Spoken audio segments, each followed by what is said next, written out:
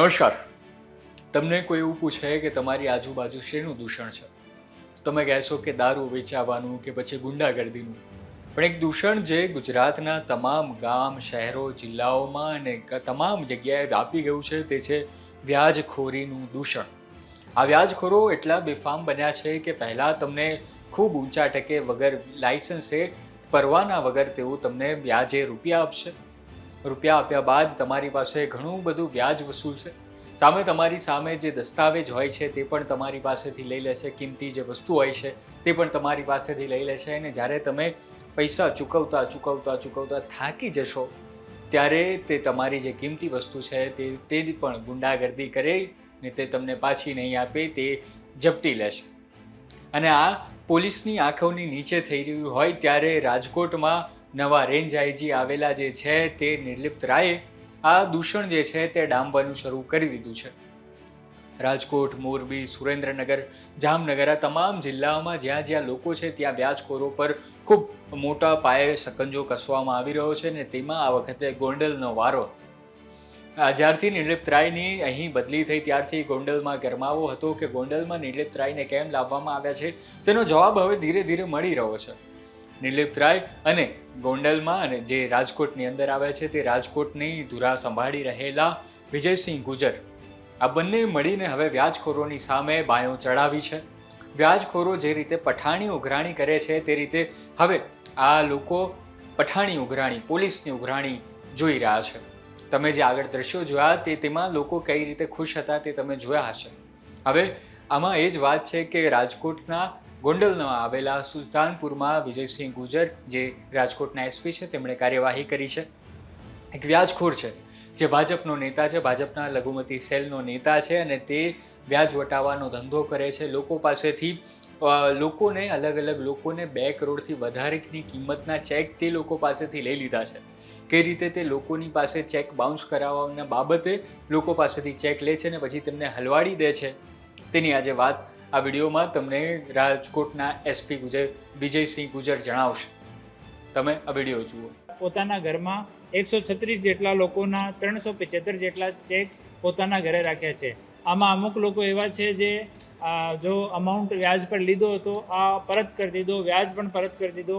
તેમ છતાં આરોપીએ એની આઈડી અને એના કોરા ચેક સહી કરેલા વગર અમાઉન્ટના, વગર નામના એ પોતાના ઘરે રાખ્યા હતા. અને આ ચેકમાંથી 10 ચેકમાં રકમ ભરાયેલી હતી, જો રકમ 22,20,000 રૂપિયા છે.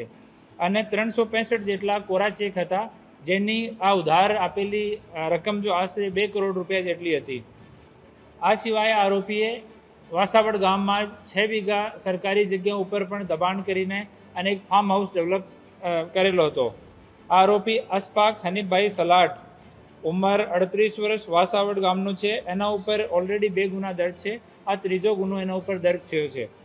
અને આ 365 જો ચેક છે એના આરોપીના પરિજનો પોતાની ખુશીથી વગર કોઈ દબાવ વગર જેટલા પણ ફરિયાદી લોકો હતા જેના નામના ચેક હતા અને પરત આપવા માટે સ્વખુશીથી રાજી થયા અને આજ આ લોકોના ચેક જે છે પરત કરવામાં આવ્યા છે. આ 6 વીઘા જમીનમાં અમે લોકો લેન્ડ ગ્રેબિંગનો પ્રોસેસ પણ સરકાર તરફે ઇનિશિએટ કરાયો છે. કલેક્ટરશ્રી સાથે એના વિષયમાં વાત થઈ છે અને આ પણ કહે છે કે હું સ્વખુશીથી આ 6 વીઘા જમીન પણ હું ખાલી કરી દઈશ. હું તમામ આપણા નાગરિકજનોને અપીલ કરું છું કે ક્યારે પણ ખાલી ચેક કોઈ માણસને વગર નામનો સહી કરીને ચેક નહીં આપો. આ માણસે પૂરા પૈસા પરત લીધા પછી આ ચેકમાં મન માફિક અમાઉન્ટ નાખીને આને બાઉન્સ કરાશે. પછી નેગોશિયેબલ ઇન્સ્ટ્રુમેન્ટ એક્ટ તહેત સિવિલ કોર્ટમાં ફરિયાદ કરશે અને તમારે लिए મુસીબત ઊભી કરશે. તો કોઈ સંજોગોમાં એવા ખાલી ચેક નહીં આપવા જોઈએ. અને આ પ્રેસ નોટમાં અમે લોકો અમારા નંબર પણ જાહેર કરીએ છીએ. જે કોઈ પણ માણસ એવી પરિસ્થિતિમાંથી ગુજરતો હોય તો પ્લીઝ અમારા પોલીસ સ્ટેશનનો, અમારા એએસપી, ડીવાયએસપીનો સંપર્ક કરો.